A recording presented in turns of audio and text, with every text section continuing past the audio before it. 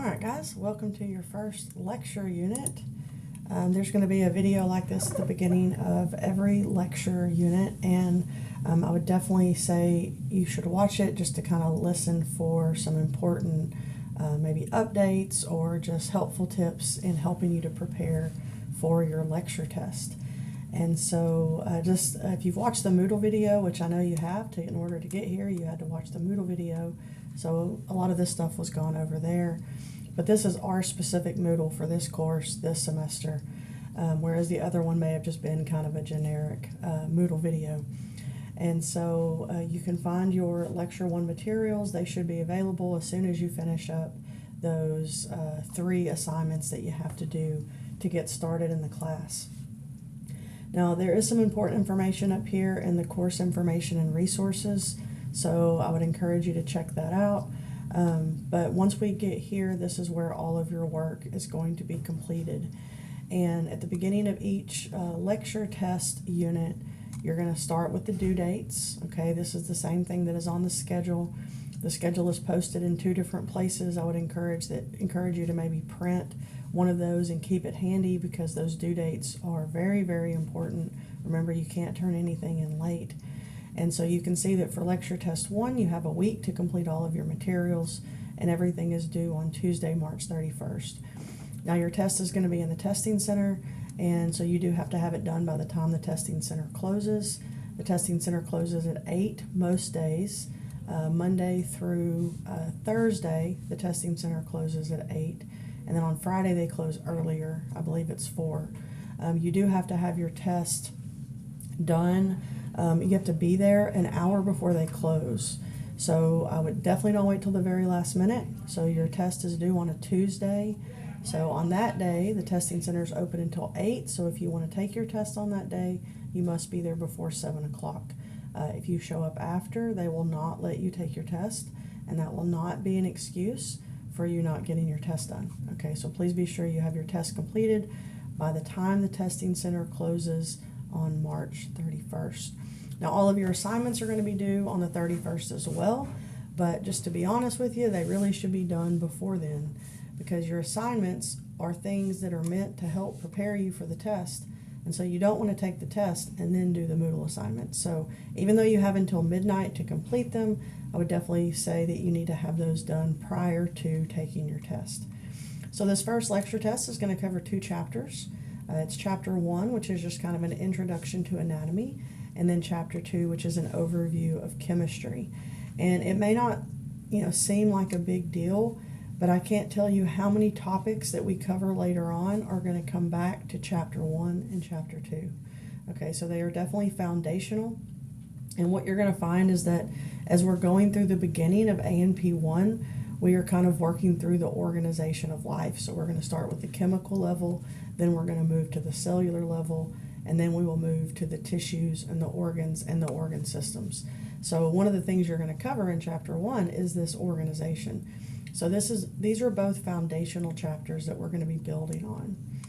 And so as you scroll down Moodle, this is the video that you're watching here, and this is going to be specific. I'm going to post one of these videos at the beginning of every lecture unit, and definitely watch it, and hopefully it'll help clear up any questions that you might have. As we scroll down in Moodle, the first thing you're going to come to after the video, this video that you're watching, are your things to know. Now, if you purchased the packet, which I hope that you did because it's very important, if you purchased the packet, this is on page 7 and 8 in your packet. Notice you do have a copy here, and so you can open that up and take a look at it. So we're going to do that. Let's see. And so your things to know is something that you will find at the beginning of every chapter, and it's kind of like your study guide in a sense. So it's got what do you need to know for this particular test. And they're all set up pretty much the same way. So on every single things to know, it's going to have a list of objectives. And you can see that each chapter for this lecture unit is going to be broken down. And honestly, this is how you should go about preparing for this class. Anytime students come to me and they're like, I'm struggling, I'm overwhelmed, I don't know what to do, Well, I would take each chapter one objective at a time. As you can see that in 2 chapters, you know that that's going to be a lot of information. If you try to study a whole chapter at once or both chapters at the same time, if you try to study these 2 chapters the day before the test is due, you're not going to be very successful, okay? Unless you just have a brain that is like a sponge, you're going to have to study this in small increments. And so literally everything in this course is broken down by chapter, by objective. Okay, so the notes are broken down by objective, the videos are broken down by objective, and so if you want to tackle this course, I would do it one objective at a time, and I would do a little bit each day, okay? Since we don't have the opportunity to meet in class, normally what we would do is we would cover chapter 1 in one day, we would cover as much as we could, and then whatever we didn't cover, you would be responsible for at home. Now, because you have a full week to learn this, what I would do is I would kind of set yourself a schedule, and I would be working on anatomy every day. I mean, honestly, if you want to be successful, I would be working on anatomy every day of the week, okay? And so what you could do is kind of break it down. You have 7 objectives in chapter 1, you have 11 objectives in chapter 2, and I would say in one sitting, I would maybe cover a couple objectives, 3 objectives tops, okay? And that way you're not getting overwhelmed and overloading your brain. So the objectives are telling you this is what you need to know from that chapter. The notes and the videos are organized by objective. You also have these possible essay questions. Now, don't get too scared about the word essay. These aren't really long, like multi-paragraph essays. I would kind of say they're more short answer questions. But essentially, on your test, on your lecture test, for this one, you're going to see 2 essays, and they are chosen at random. So where you may get number 1 and 4, another student might get 2 and 3. Okay, so each student will get a random 2 questions, and this information is within the chapters. Okay, and so I want you to understand that it's dual purpose. If you are preparing for these essay questions, you're also preparing for the multiple choice questions. And as you watch the videos and the notes, a lot of times I will point out, hey, this is the essay question, this is what you need to know, okay? This is also something that I would encourage you, if you are confused or you don't understand, shoot me an email or please feel free to come and see me in my office, and we can kind of go over how to prepare for these together. They do tell you what chapter they come from. And so number 1 is in chapter 1, and then all of the other ones are in chapter 2. If you look at number 4, number 5, and number 6, these all come from objective number 11 in chapter 2. And so you should be able to kind of find them. And what I would highly recommend is preparing for them in advance. I would kind of jot down like an outline form of what you need to know. And then whenever you get to your test, you just have to type those out. Now, something I want you just to kind of be prepared for, or just to kind of give you a helpful hint, is one great test-taking strategy is use other questions to help you. So I guarantee you, like on this question about the pH scale, there's probably multiple choice questions about the pH scale. So let's say you get to the essay, you can't remember everything.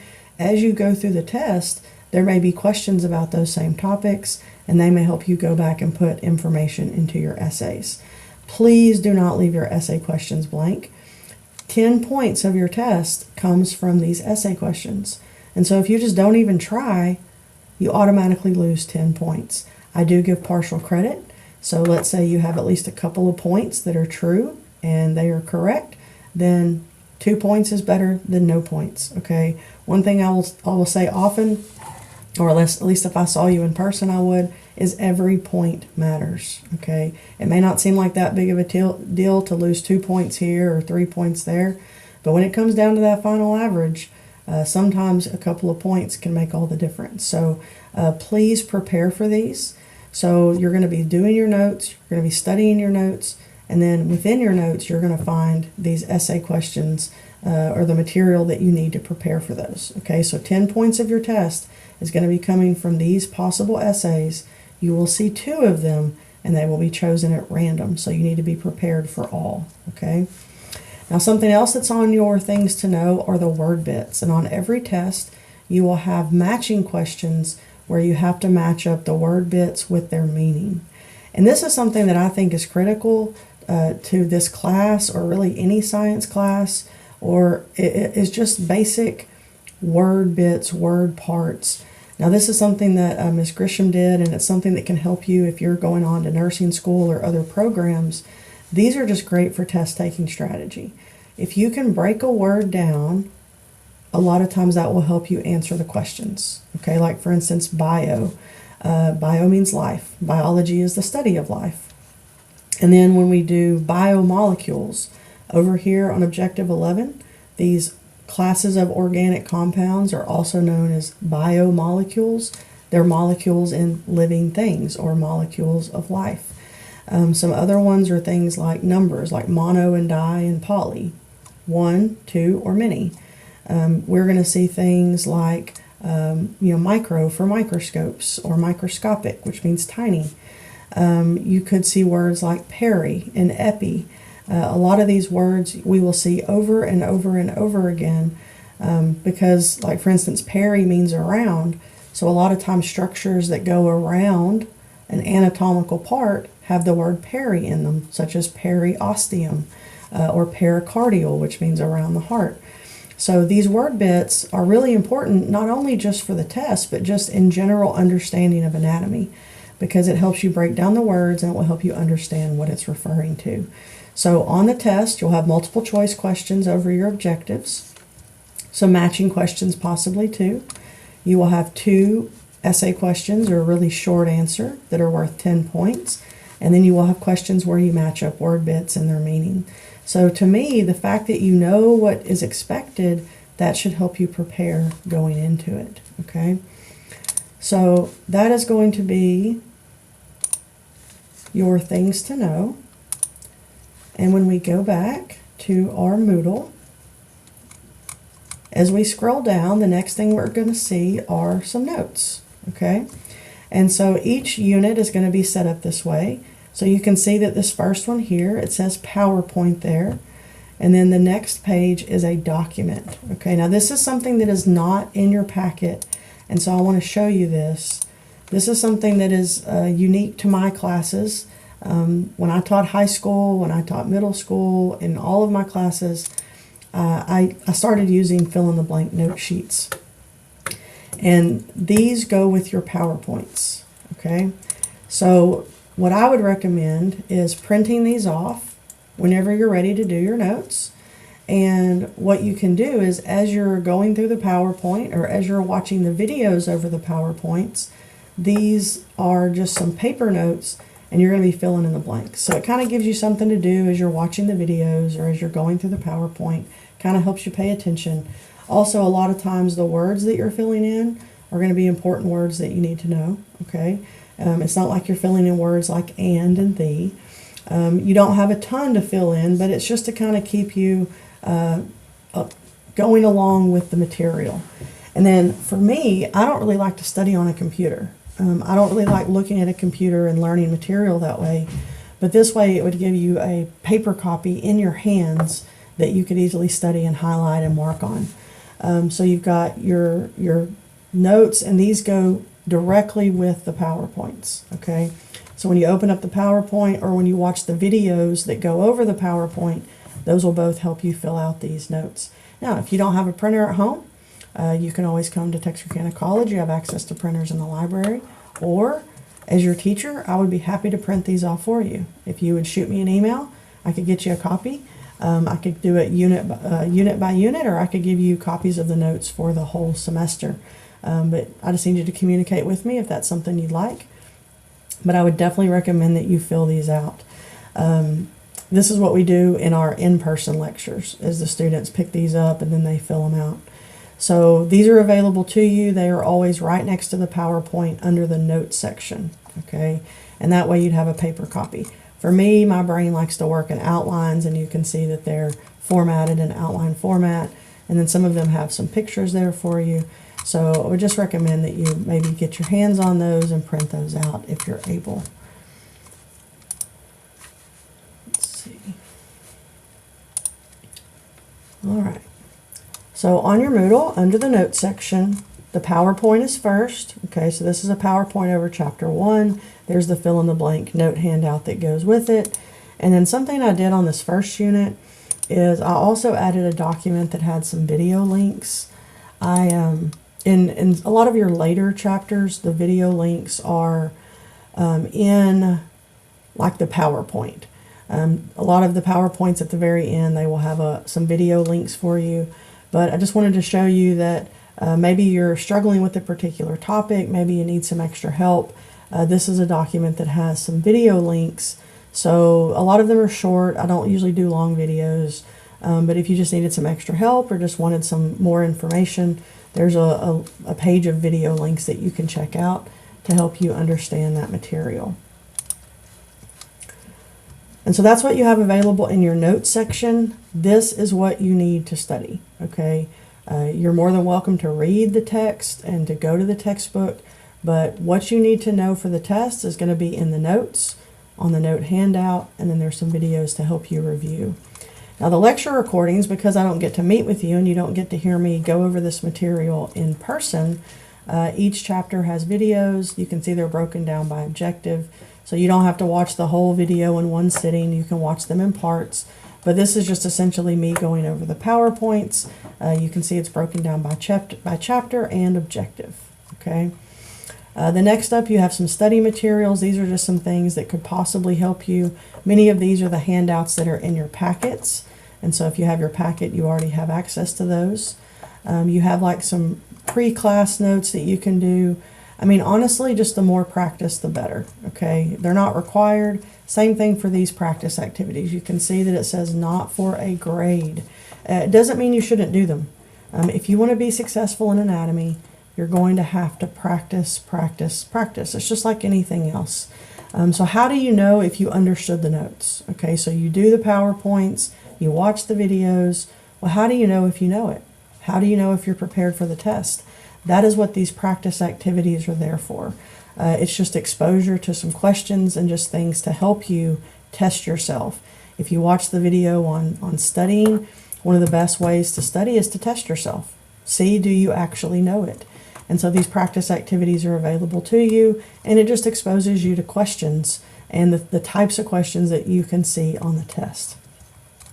Something else you have to practice with. Now, I can't take credit for this. Miss Grisham did this. But what she did essentially is she took her lecture videos and she plugged them into AI, and then she got AI to generate some questions. And so if you are studying 1 or 2 objectives at a time, which is what I suggest you do, you can study and then you could come and test yourself. So just to kind of show you what you have here, when you click on it, it just has a short number of questions, and then it's followed by the answer key. So after you've kind of studied objective 1, what is anatomy and physiology, here you could come and test yourself, take the little quiz, and then see if you got them right.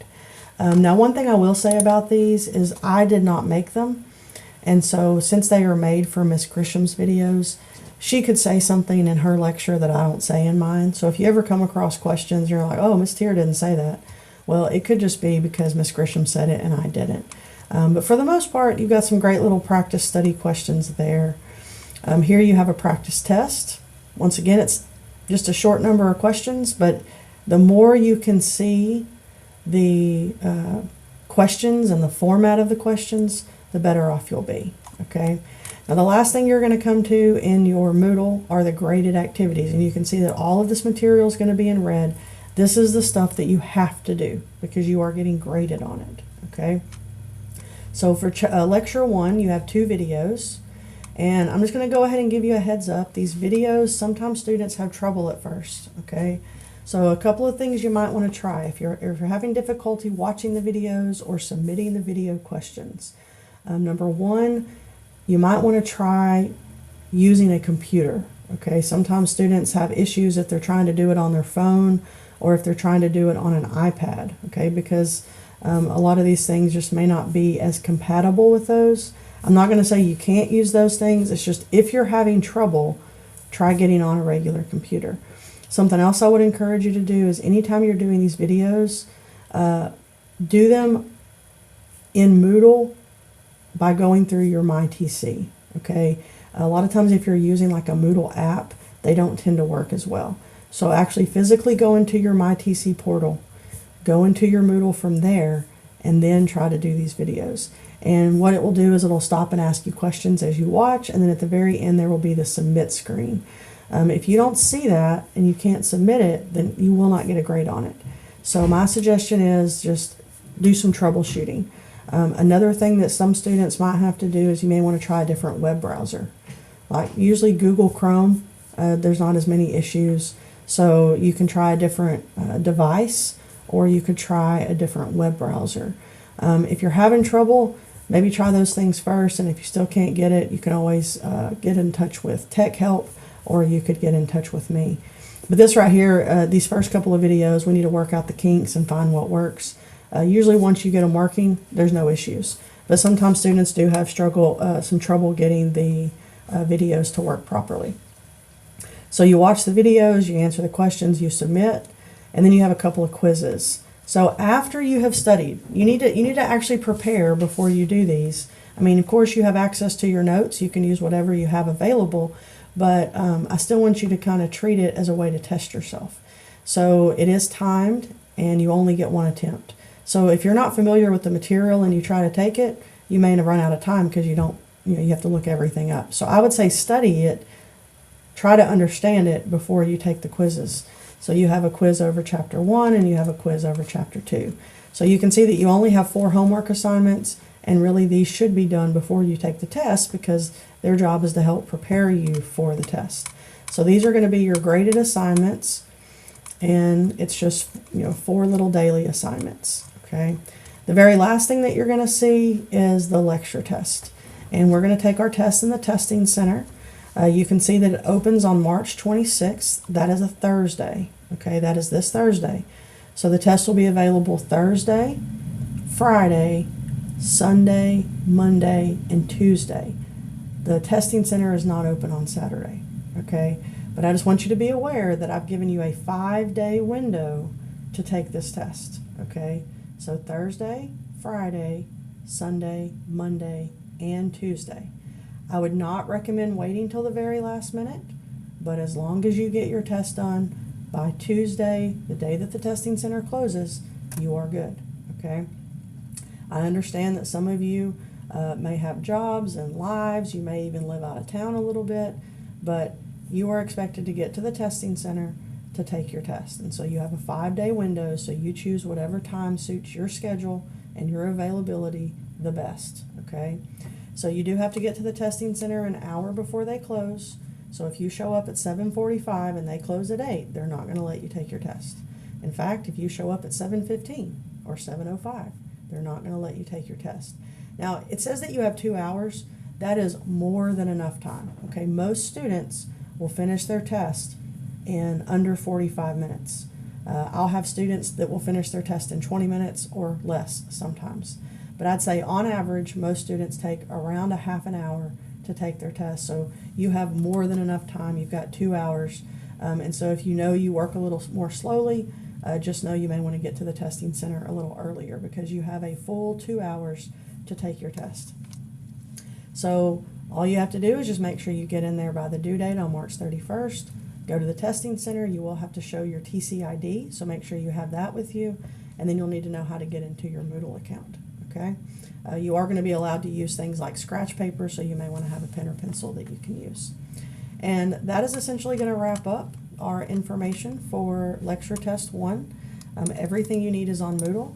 And as always, I am here to help you, okay? Even though I don't get to meet with you on a daily basis or a weekly basis, I am here, I am available, and I am a resource, okay?